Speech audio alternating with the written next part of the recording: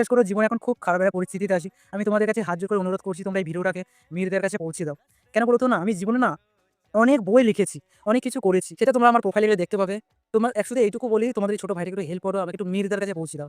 Sunday সাসপেন্সের সেই মীরদার কাছে একটু পৌঁছে দাও। আমার জীবনে একটা খুব বড় উপকার হয়ে যাবে। কেন উপকার হবে সবকিছু আমি খুলে বলছি। আমি চাইছি তোমরা প্লিজ আমাকে একটা প্ল্যাটফর্ম বানিয়ে দাও। আমি চাই আমার জীবনের প্রত্যেকটা লেখা বৈজ্ঞানিক তত্ত্বগুলো এই পৃথিবীতে তুলে ধরি বাংলা ভাষার মাধ্যমে। আর তোমরা সবাই জানো যে বাংলা ভাষার কি অবস্থা এখন গোটা পৃথিবীতে। তো আমাদের বাঙালি জাতিকে যদি আমরা তুলে ধরতে চাই, তার জন্য সবথেকে দরকার যেটা, সেটা হচ্ছে বিজ্ঞান প্রযুক্তির প্রসার। আর এটাই আমার ছোটবেলা থেকে আমি স্বপ্ন দেখেছি যে আমি ছোট থেকে অনেকবার, মানে এটা বাস্তবতা বলছি, ছোট থেকে আমি স্বপ্ন দেখেছিলাম যে আমি এই বাঙালি জাতির জন্য এমন কিছু করবে যার জন্য গোটা পৃথিবীর মানুষ বাঙালি মানুষকে দেখলে স্যালুট করবে। তো সেই দিনটা চলে এসেছে। শুধু এখন আমার দরকার একটা সাপোর্ট। তোমরা যদি এখন একটু সাপোর্ট করো, আমার লেখা বইগুলোকে যদি একটু তুলে ধরো না, কারণ এগুলো তুলে ধরতে গেলে একটা ভালো প্ল্যাটফর্ম প্রয়োজন। আর সেই প্ল্যাটফর্মটার জন্য আমি বহুদিন ধরে চেষ্টা করছি।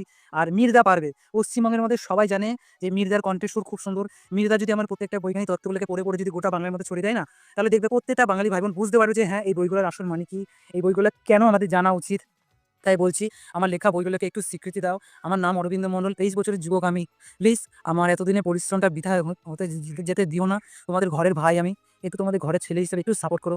আমাকে প্লিজ মীরদার কাছে পৌঁছে দাও। আমি হাজির করে অনুরোধ করছি। আমার এই পরিশ্রমটা যাতে বৃথা না যায়। আমি চাই না আর কোনো বাংলার ভাই বোন যাতে পিছিয়ে না থাকুক। কেউ যাতে তার নিজের জীবনটা শেষ না করে দেয়।